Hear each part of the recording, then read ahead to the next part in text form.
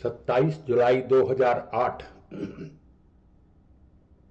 तिरुपति बालाजी मंदिर दर्शन चतुर्दश दिन भाग 2।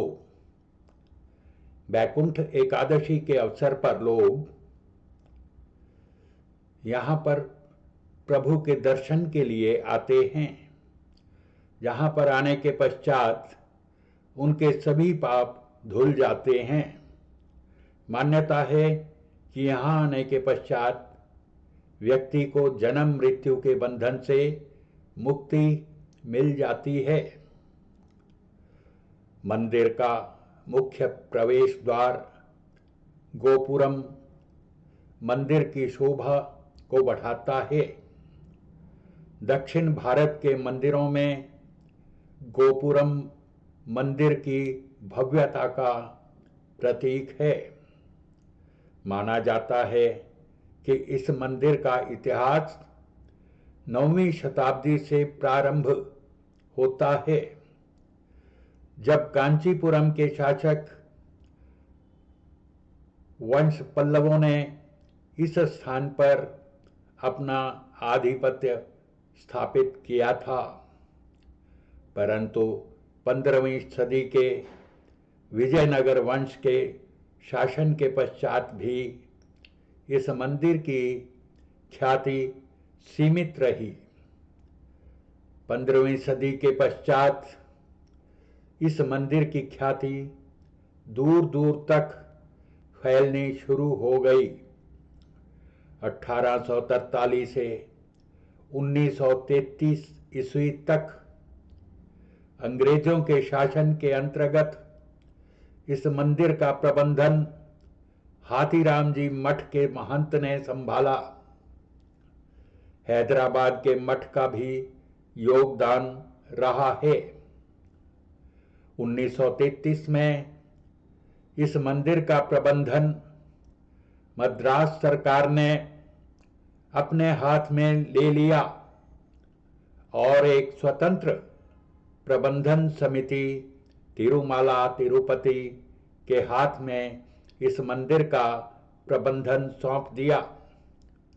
आंध्र प्रदेश के राज्य बनने के पश्चात इस समिति का पुनर्गठन हुआ और एक प्रशासनिक अधिकारी को आंध्र प्रदेश सरकार के प्रतिनिधि के रूप में नियुक्त किया गया। यहाँ आने वाले प्रत्येक व्यक्ति की सबसे बड़ी इच्छा भगवान वेंकटेश्वर के दर्शन करने की होती है। 1 लाख से भी अधिक श्रद्धालु इस मंदिर में प्रतिदिन दर्शन के लिए आते हैं। भक्तों की लंबी कतारें देखकर सहज ही इस मंदिर की प्रसिद्धि का अनुमान लगाया जाता है। मुख्य मंदिर के अलावा यहाँ अन्य मंदिर भी हैं। तिरुमला तिरुपति का भक्तिमय वातावरण मन को श्रद्धा और आस्था से भर देता है।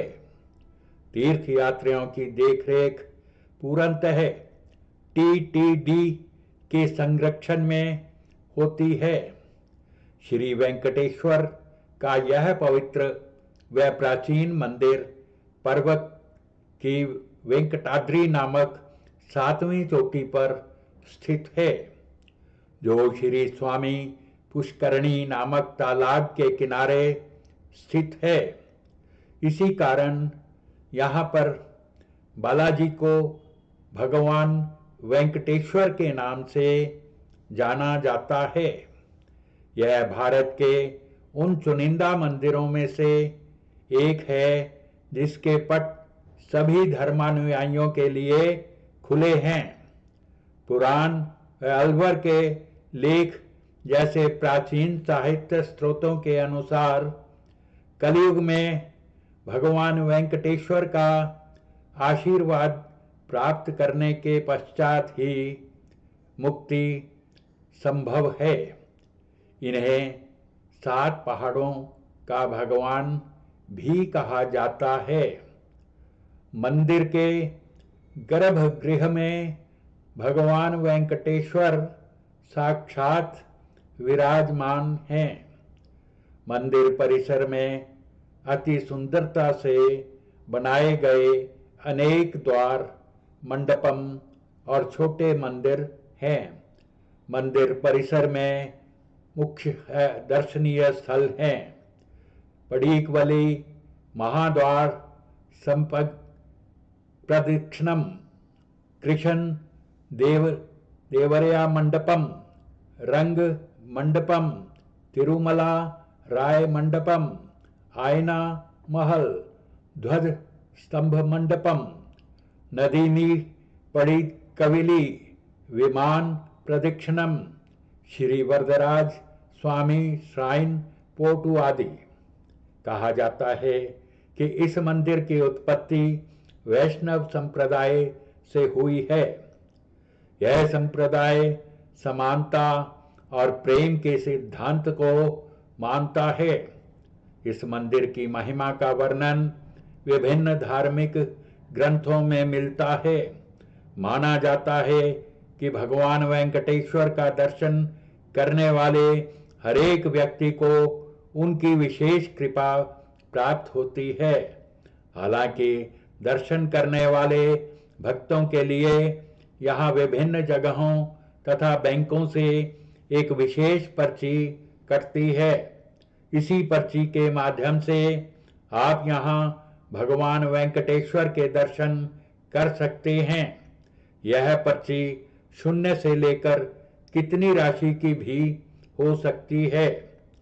देश के प्रमुख धार्मिक स्थलों में तिरुपति बालाजी मंदिर अत्यंत प्रसिद्ध है। देश विदेश के कई बड़े उद्योगपति, फिल्मी सितारे और राजनेता यहाँ अपनी उपस्थिति देते हैं। मुख्य द्वार के दाएं बाल रूप में बालाजी को ठोडी से रक्त आया था। उसी समय से बालाजी की ठोडी पर चंदन लगाने की प्रथा शुरू हुई। भगवान बालाजी गर्भगृह के मध्य भाग में खड़े दिखते हैं, लेकिन वे दाईं तरफ के कोने में खड़े हैं। बाहर से देखने पर ऐसा लगता है। बालाजी को प्रतिदिन नीचे धोती और ऊपर साड़ी से सजाया जाता है। गर्भगृह में चढ़ाई गई किसी वस्तु को बाहर नहीं लाया जाता। बालाजी के पीछे एक जल कुंड है। उन्हें वहीं पीछे देखे बिना उनका विसर्जन किया जाता है। बालाजी की पीठ को जितनी बार भी साफ करो, वहां गीलापन रहता ही है। वहां पर कान लगाने पर समुद्र घोष सुनाई देता है। बालाजी के वक्षस्थल पर लक्ष्मी जी निवास करती हैं।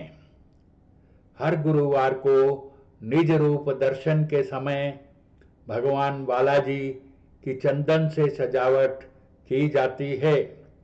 उस चंदन को निकालने पर लक्ष्मी जी की छवि उस पर उतर आती है। बालाजी के जल कुंड में विसर्जित वस्तुएं तिरुपति से 20 किलोमीटर दूर वेरपेडु में बाहर आती हैं। गर्भगृह में जलने वाले दीपक कभी बुझते नहीं हैं। वे कितने ही हजार सालों से जल रहे हैं, किसी को पता भी नहीं है। चतुर्दश दिन भाग 2 समाप्त।